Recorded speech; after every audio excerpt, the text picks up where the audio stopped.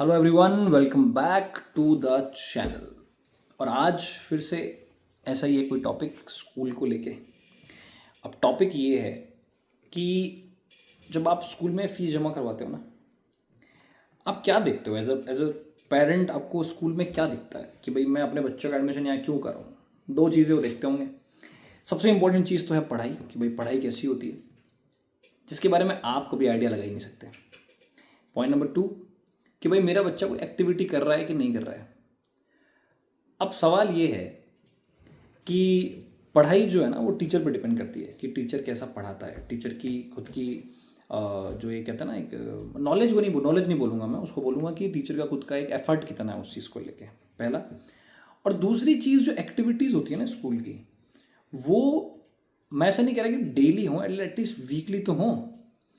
But यहाँ तो मुझे कई दूर दूर तक दिखाई देती नहीं है। कोई एक दो चार इंस्टीट्यूट्स होंगे जो शायद कोई फिजिकल एक्टिविटी करवाते होंगे बच्चों का। मोस्टली जो है वो नहीं करवाते। अब टीचर्स के ऊपर आ जाते हैं, उनकी क्रेडिबिलिटी पे आ जाते हैं कि क्या सीन है।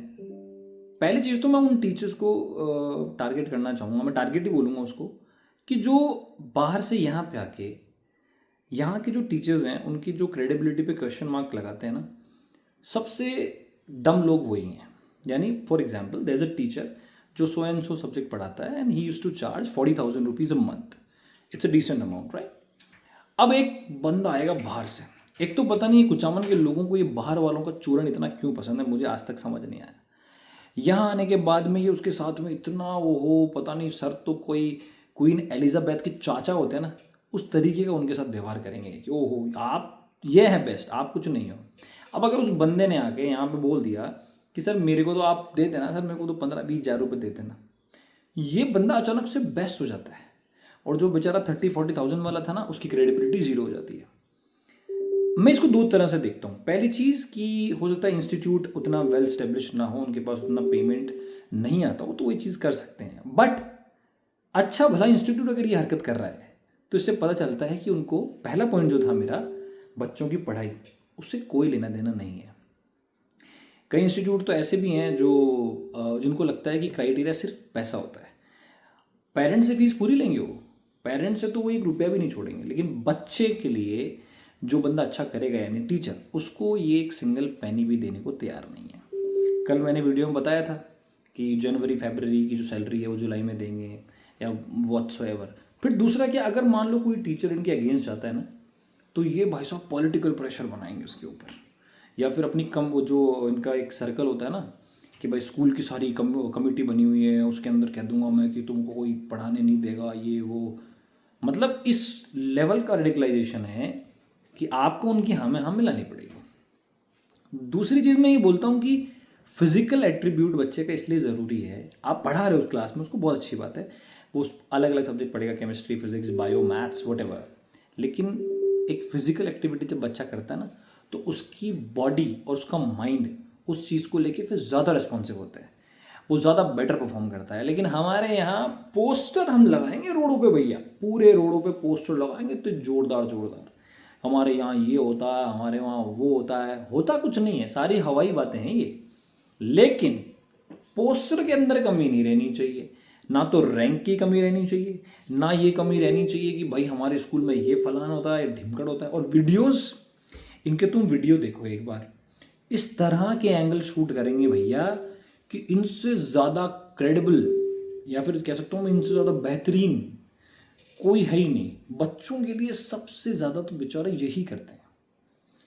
अब मैं अगेन सबको इसमें टारगेट नहीं कर रहा हूँ, ये बात उन्हीं को बुरी लगेगी जो ये ऐसी हरकतें करते हैं ना, जो अपनी जगह पे बेस्ट है ना, वो कभी इन चीज़ों पे ध्यान देता ही नहीं है। लेकिन जो कमीने हैं, जिनको पता है कि मैं क्या कर रहा हूँ, उनको तो भैया इतनी सुलगेगी ना ये वीडियो देखने के बाद।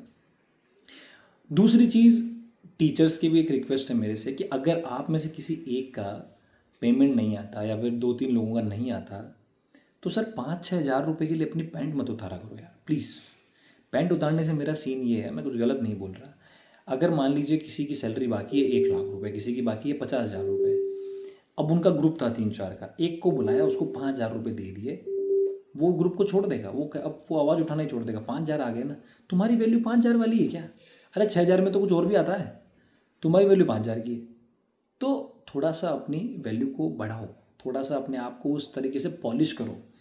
कुचामन में कई जने ऐसे भी हैं, मतलब हैं, बहुत से लोग हैं जिनकी ज़बान बड़ी अच्छी चलती है क्योंकि उनको चाटने का बड़ा एक्सपीरियंस है। ज़बान बेहतरीन चलती है उनकी, तो वो है ना, मतलब मैनिपुलेट करना उनको अच्छे से आता है, कैसे करना है। दे आर डूइंग, अपने बेस्ट लेवल पे कर रहे हो, है ना। तो उसकी वजह से जो डिज़र्विंग होते हैं ना, उनको भी कभी भी वो पॉइंट नहीं मिलता जो शायद वो प्रूव करना चाहते हैं, या फिर वो अपने हिसाब से 100% अपना दे ही नहीं पाते कभी, क्योंकि उनको करने दिया ही नहीं जाता। हमारे यहाँ पे एक सिंपल सा कॉन्सेप्ट है, कोर्स करवाओ, जितना जल्दी उसके कोर्स करवाओ, और उसके बाद में क्या, ठीक है सर, बाय बाय। और उसके बाद में ना टीचर की वैल्यू और ना कुछ और। पेमेंट तो वैसे भी कौन ही देता है, वो तो भूल ही जाओ, तो उसके लिए तो तुमको अपनी रगड़नी पड़ेगी। तो इट्स अ रिक्वेस्ट, जितने भी टीचर्स हैं उनसे तो रिक्वेस्ट है कि प्लीज़ थोड़ा सा इस चीज़ को समझो और एक दूसरे की टांग मत काटो। आप एक दूसरे की जब टांग काटते हैं ना, तो उसकी वजह से एक बहुत गलत मैसेज जाता है उसके अंदर, और एक का नुकसान होता है तो कि आज इनका हो रहा है, कल को आपका भी होगा। सो आई विश मेरी बात शायद समझ में आई होगी कई लोगों को, और जिनको अच्छा लगा वीडियो देख के वो प्लीज़ कमेंट में बताना क्या चीज़ है, कैसे है, और इस पे और भी हम डिस्कस करेंगे। लेकिन हकीकत तो भैया यही है। कल मैंने तुम्हें कॉन्ट्रैक्ट वाली बात बताई थी, आज ये वाली बता रहा हूँ, और अब रेगुलरली कुछ ना कुछ बात पे, टॉपिक पे हम बात करेंगे ही।